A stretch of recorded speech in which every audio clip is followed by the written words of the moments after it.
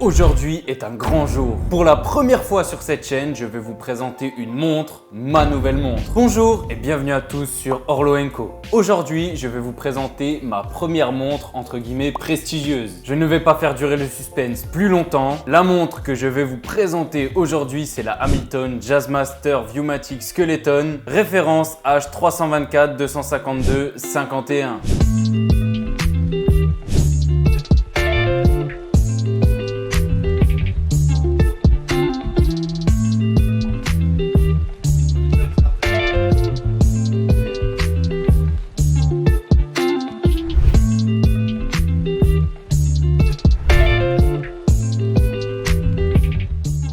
J'espère que vous avez apprécié ces beaux plans et maintenant on peut discuter un petit peu. Et ouais, aujourd'hui j'ai envie de discuter un petit peu. Alors posez-vous tranquillement et tenez-vous prêts à en apprendre sur moi et sur Hamilton. Pour l'occasion, j'ai d'ailleurs changé un petit peu les couleurs du fond. Dites-moi si vous préférez le bleu actuel ou le orange que j'utilisais avant. Personnellement, le bleu, je trouve ça un petit peu plus relaxant. En plus, c'est l'été, ça colle parfaitement dans le thème. Aujourd'hui, je vais commencer par vous parler de ce que représente cette montre pour moi. Ensuite, je vais évidemment parler de Hamilton et de ce modèle. Et enfin, de pourquoi j'ai choisi ce modèle. Bon, je vous préviens tout de suite, ma petite histoire envers ce modèle va pas intéresser tout le monde. Pour ceux qui sont là que pour les caractéristiques techniques et un petit peu l'histoire de Hamilton, je vous mettrai un timecode tout de suite que vous pourrez aller directement pour avoir l'histoire de Hamilton, les caractéristiques de la montre et pourquoi je l'ai choisi. Mais cette vidéo compte quand même pas mal pour moi, donc je vous invite quand même à la regarder dans son entièreté. Je commence tout de suite avec le côté un petit peu sentimental, avec ce que représente cette montre pour moi. Alors je vous préviens, ça va être un petit peu personnel, mais je pense que pas mal d'entre vous pourront se reconnaître dans ce que je vais dire. Comme vous pouvez le savoir, les montres sont bien plus qu'un simple objet à mes yeux. Je trouve important de créer une certaine valeur sentimentale avec sa montre. Et malgré le peu de temps que je possède cette montre, elle a déjà une certaine valeur sentimentale à mes yeux. Ça fait quelques mois que j'ai décidé de changer totalement mon orientation, ma direction dans la vie et de me focus à 100% sur mon avenir. De faire en sorte qu'il soit comme je l'imagine. De nos jours, c'est assez courant de rêver, surtout quand on regarde les réseaux sociaux.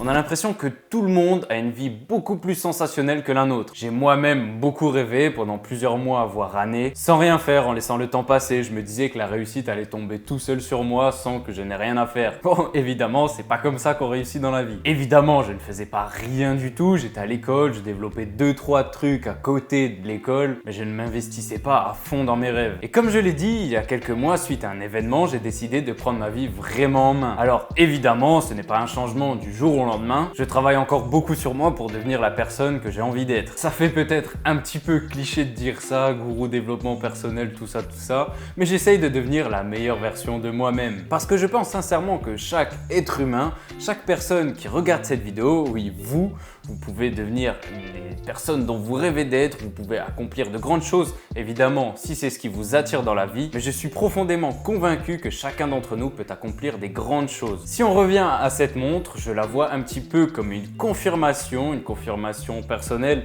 que j'ai emprunté le bon chemin il y a de ça quelques mois et qu'il faut que je continue sur cette voie. Les montres sont une réelle passion pour moi, ça me fascine et ça a une forte signification à mes yeux. Comme je l'ai dit dans ma vidéo sur les 4 raisons d'acheter une montre, elles peuvent représenter des étapes dans nos vies. En les portant, on nourrit leur histoire. Donc voilà, cette montre représente déjà beaucoup pour moi, elle représente une source de motivation qu'il faut que je continue sur cette voie et je suis content d'avoir pu m'offrir ça à 21 ans et j'espère pouvoir la léguer à ma descendance dans quelques dizaines d'années. J'ai une petite collection de montres que j'aime beaucoup, mais parmi toutes celles-ci, il y en a très peu que j'ai acheté neuves en boutique. Comme vous pouvez le voir, je suis un très grand fan de vintage, j'adore le design, j'adore l'histoire.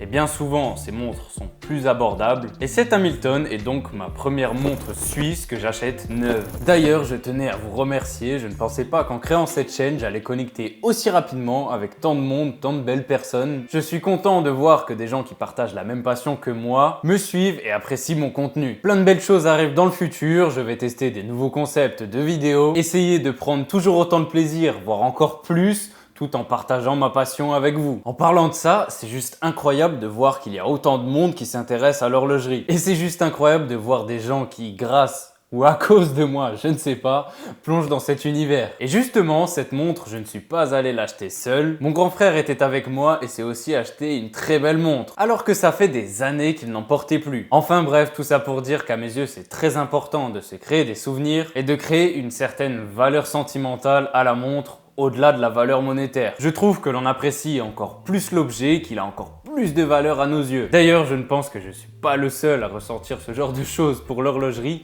Dites-moi en commentaire si vous aussi vous ressentez ce genre de satisfaction, vous aimez qu'une montre vous accompagne dans les étapes de votre vie. Je suis curieux de savoir si je suis juste fou ou alors c'est quelque chose d'assez commun. D'ailleurs, j'ai mis montre de luxe dans le titre. Évidemment, c'est pour attiser un petit peu la curiosité. Ce n'est pas une montre qui coûte extrêmement cher, mais c'est une pièce que j'aime beaucoup et qui a une forte signification à mes yeux. Bon. On peut maintenant ranger les violons, on va parler de la montre. Comme vous l'avez vu en début de vidéo, c'est une Hamilton Jazzmaster Viewmatic Skeleton. Mais avant de parler du modèle en lui-même, je trouve assez important de revenir sur l'histoire de Hamilton, sur les différentes phases que la maison a traversées, car elle a une histoire très intéressante. Hamilton Watch Company est fondée le 14 décembre 1892 à Lancaster, en Pennsylvanie, après que Keystone Standard Watch Company, son précurseur, ait été racheté. Dès le début, la marque garantit la précision et la qualité de ses montres. Comme vous le savez sans doute, les chemins de fer et les locomotives ont changé à jamais l'histoire des États-Unis. Au début de l'histoire des chemins de fer américains, il n'existait aucune méthode de chronométrage commune et les accidents étaient très fréquents. Et oui, imaginez faire circuler des trains, des trucs énormes qui mettent du temps à freiner, sans avoir de méthode précise pour éviter qu'ils ne se croisent et se percutent. Mais ce problème sera résolu par la précision des montres de poche de chez Hamilton, qui recevront d'ailleurs un label d'excellence, exactitude horlogère du chemin de fer. La première montre Hamilton a vu le jour en 1895 et c'était la montre de poche 936. Ici, on n'était pas encore sur une montre réputée pour les chemins de fer. Cette réputation viendra quelques années plus tard et dépassera même les frontières des États-Unis. Si bien que le gouvernement américain choisira la montre 992 sortie en 1920 comme chronomètre des chemins de fer français construits par les Américains. Hamilton, en plus d'être utile aux chemins de fer, a aussi été au service de l'armée pendant plus de 75 ans. En 1914, des centaines de soldats se voient équipés d'une montre d'une fiabilité à toute épreuve conçue par Hamilton, qui était le fournisseur officiel des forces armées américaines pendant la Première Guerre mondiale. Un changement est alors décidé au niveau de la production. Des montres bracelets, plus pratiques que les montres de poche, seront désormais fabriquées. En 1942, Hamilton arrête de produire pour le grand public car elle se focalise sur une tâche de la plus haute importance: fournir ses montres aux forces armées américaines pendant la Seconde Guerre mondiale. Entre 1942 et 1945, Hamilton produit d'1 million de montres, notamment des montres bracelets, des chronomètres de marine, et reçoit même un Army Navy E Award pour son excellence en termes de production. L'Army Navy E Award est un prix prestigieux décerné à certaines entreprises pour leur excellence en termes de production d'équipements militaires. On retrouve d'ailleurs toujours ce côté un petit peu militaire chez Hamilton, avec par exemple la Khaki Field qui est en fait un modèle qui est sorti en 1966. Hamilton a aussi été fournisseur pour les Britanniques avec la montre bracelet militaire British Armed Forces. Au total, Hamilton a produit près de 40 000 montres pour l'armée britannique de 1965 à 1976. Je fais une petite interruption dans cette vidéo pour vous dire que si elle vous plaît, n'hésitez pas à la liker et à vous abonner.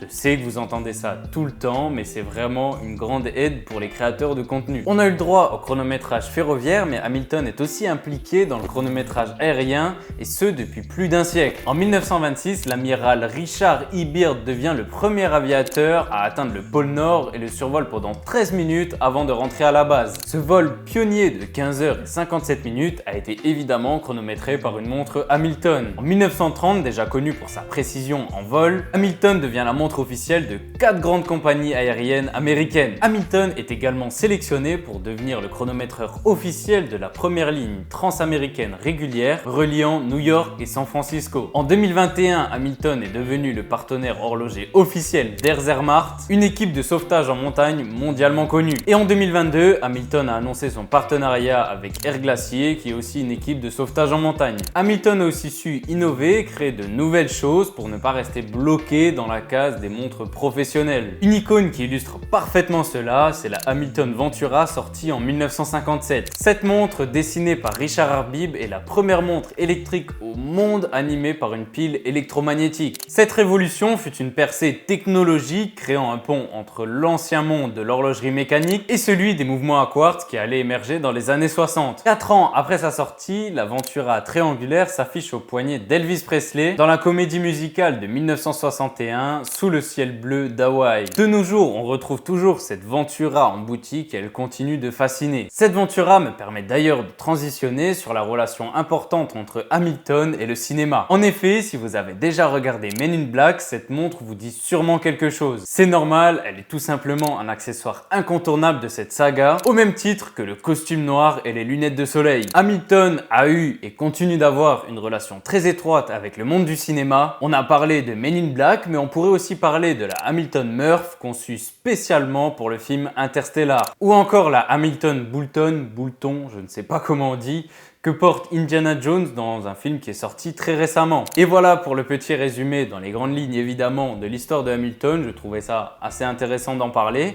Mais on peut maintenant parler du modèle que j'ai acheté. C'est un modèle qui fait partie de la collection Jazzmaster. On est sur une montre en 36 mm, ce qui est parfait pour la taille de mon poignet. On a une épaisseur de 10,9 mm, un verre saphir, un fond de bois transparent ainsi qu'un cadran squeletté qui nous permet d'observer ce magnifique calibre H20S. On a une réserve de marche de 42 heures et une étanchéité jusqu'à 50 mètres. Je dois avouer que je ne connaissais pas du tout ce modèle avant de tomber dessus en boutique. C'est le premier qui a attiré mon attention et évidemment j'ai eu un coup de cœur. Tout d'abord, j'essaie de ne jamais acheter deux montres qui se ressemblent et ça tombe bien, je n'avais pas de montre squelettée dans ma collection. Ensuite, ce qui m'a vraiment fait craquer, c'est son mouvement que je trouve magnifique avec ses petits détails comme les H gravés par exemple. J'aime aussi le bracelet avec sa boucle déployante qui au passage est très confortable. Je découvre un nouveau plaisir avec le squelette, j'ai pendant longtemps trouvé ça un petit peu trop tape à l'œil, mais au final on en tombe vite amoureux. C'est tout simplement hypnotisant à regarder. J'aime beaucoup le fait que l'on voit même à travers la montre à certains endroits. Comme je l'ai dit, c'est un modèle en 36 mm, ce qui est très important pour moi car j'ai un petit poignet, je dois donc trouver des montres au petit diamètre. Pour les coloris, j'ai choisi le biton avec or rose acier, je trouve que le mariage va très bien ensemble et ça me permet de la porter avec quasiment tous les types de tenues. Et voilà pour ma nouvelle montre, ce qu'elle représente pour moi avec une partie de l'histoire de la maison Hamilton. Encore merci à vous de me suivre dans ma passion, c'est toujours un plaisir d'échanger avec vous. Si cette vidéo vous a plu, n'hésitez pas à vous abonner, à la liker, pourquoi pas aussi à la partager à vos amis. Moi je vous dis à dimanche prochain, 18h30 pour une nouvelle vidéo sur l'horlogerie. Mais en attendant, n'oubliez pas, prenez soin de vos montres.